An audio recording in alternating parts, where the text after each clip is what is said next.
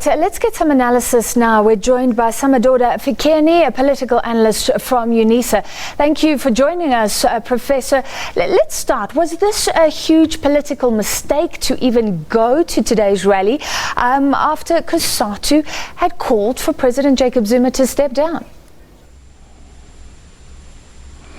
It was a big mistake and probably an oversight on the part of COSATU, as well as the ANC, because when you have disagreements of this nature, especially following a Labour Congress, COSATU saying that the president should step down, that would be understood to mean that there will be very little that COSATU will be doing with the president. That it was insisted upon without discussions with the unions which had raised their opposition. But also what I think might have added to the agitation might have been the perception by COSATU that some of the people who were brought in, be it the Youth League, the Women's League or ANC from Free State, were brought in as a hostile takeover from their union in order to bolster the position of the president. That in itself, I think, could have sent a signal.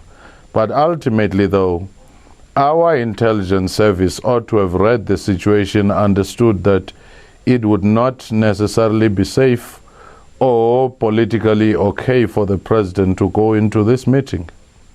Well, you've raised an important point. Our reporter on the ground was saying that people were bussed in. These were members of either the ANC or any other body, but they were wearing pro-President Jacob Zuma shirts saying 100% Zuma. The fact that that had to happen at a COSATU rally, does that just prove the point that the alliance perhaps only exists now in name? The alliance is in a very fragmented, weakened state with a great degree of partnership. And at times you have a sense that the alliance might also be linking different sections of factions rather than being an alliance of well-organized bodies.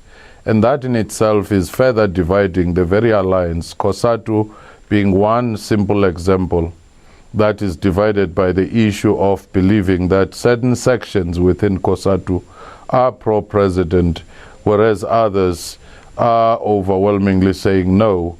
And that in itself also, we should link all these things to the events that led to this particular day. In Durban, the Pravin Gordhan speech and Zweli Mkhize, who are seen not to be President Jacob Zuma, were booed by the ANC Youth League members there, and they were disrupted. And this happened in other meetings as well, and ultimately it happened in the Chris Hani Memorial, where SACP, which has also a greater claim to Chris Hani, seemed to be sidelined as people came in as a show of force, instead of understanding that these divisions need a greater degree of maturity and meeting each other. So this was a growing trend which we had to expect that there would be a reaction to some of these series of disruptions. Professor, there's been a trend, but how significant was today workers standing up to President Jacob Zuma, and not only in Bloemfontein, Baleka Mbete heckled at another May Day rally. How significant, pivotal was today in your opinion? It's quite significant in a sense because it makes the contestation for the soul of the ANC come June, July, and come December even more intense and even more abrasive if leaders do not prepare the stage for something more mature, more reconciliatory in engagement. But it was also significant in a sense that since COSATU was established, it has always held its May Day rallies without any cancellation. And since ANC was unbanned, its presidents have always addressed the COSATU rallies This is a signal of the depth of political crisis that the ANC and the tripartite alliance is undergoing. And if the leaders do not intervene now, the situation will get worse. In contrast to what happened in Bloemfontein, the Deputy President Cyril Ramaphosa was warmly received in Mpumalanga. Not surprising because Kusatu is backing him, but does this mean anything, what you saw today, for the succession battle within the ANC? There are some of the developments we have seen recently which seem to favor Cyril Ramaphosa, because initially he was virtually absent on the stage, and the presumed candidate, Nkosazana Dlamini Zuma, was moving from one rally to the other, and in all indications the campaign had started, and she had the support of the core, the Premier League, so to speak, the Youth League leadership, the Women's League leadership. And at that particular moment, everything seemed to favor her.